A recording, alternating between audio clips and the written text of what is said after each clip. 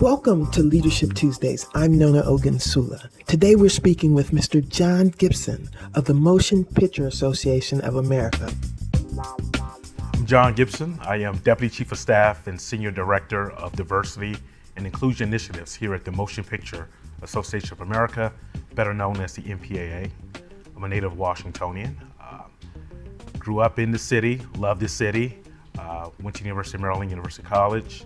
A mantra that really kind of describes me, or a quote that describes me is, "It is simply service that measures success."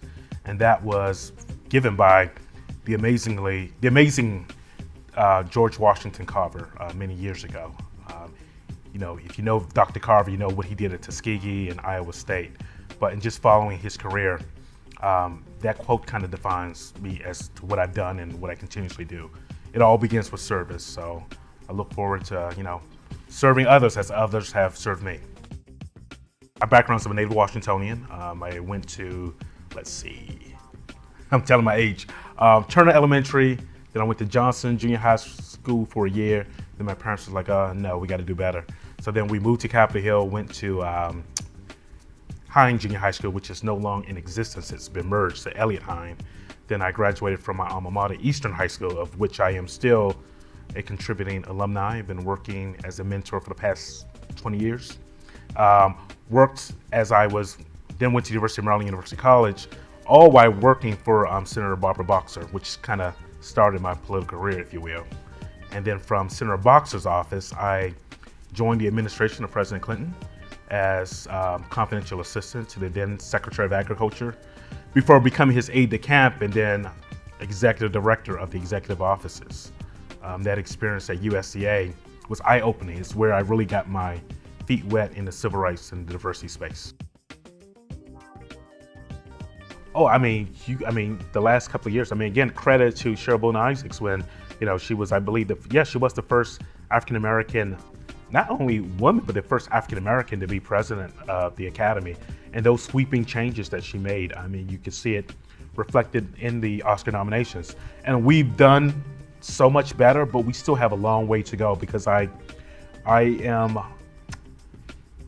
feeling for our Latino brothers and sisters. Our Latino community really kind of over-indexes in going to see movies.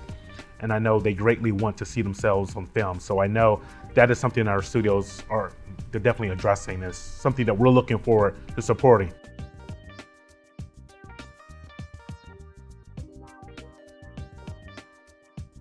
When the whole Oscar So White issue, #Oscar So White issue came about, at that time, the diversity and inclusion program had been started for about 4 years. I was charged with, in January 2012, only being here 6 months, by our then CEO, to create a diversity and inclusion program. And you have to understand, at that time, the MPAA never had a formal program, so I didn't have a roadmap as to what that looked like. But I knew enough people in the civil rights community, having worked with many of them in previous roles. First it was listening to people, listening to the great civil rights leaders that I admire, such as Reverend Jesse Jackson and Mark Morial and Janet Murguia at La Raza and many more. And once listening, then getting in touch with the industry in California. Let me step back and say the MPAA, while we are the face of the film and TV industry, we're on the advocacy side. We're not in the creative space, so we're not involved with how projects are selected, movies are greenlit, directors are chosen, casting, all of that stuff. But we did know that our studios behind the scenes were doing stuff to kind of, already push the diversity movement forward. We just knew that they weren't telling their stories effectively, and we wanted to be in a position where we could kind of amplify their efforts. So we started. One of the first things I did was I attended for the first time the American Black Film Festival, which I hadn't previously been aware of. At the time of going in 2012, I believe I think they were about their 16th year. I went, didn't announce I was coming, didn't do an email. I just went literally as a spectator. Wanted to see for myself, and what I came away with is knowing that one, the ABFF was the preeminent film festival for people of color in the US. But I didn't see our studios. We represent the 6th largest, 20th Century Fox, Paramount, Sony, Walt Disney, Warner Brothers, and Universal. I saw some of the smaller studios like Columbia and TriStar. I saw that year NBC, the network, was doing some stuff in the creative space, but I didn't see the major six, the big six. And that was somewhat concerning. And so when I got back, I briefed our chairman and CEO. We invited the president of the American Black Film Festival, Jeff Friday, to come down and meet with us.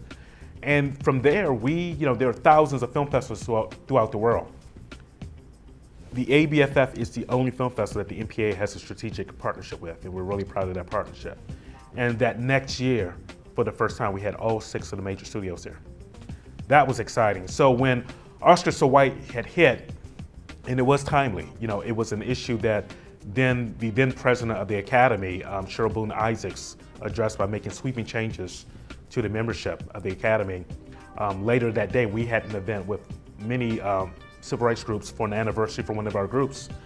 And we kind of talked about that. Our chairman at the time was, I believe, the first Hollywood official to kind of speak out and in support of what Ms. Cheryl Boone Isaacs was doing. So, it really just encouraged us to do more.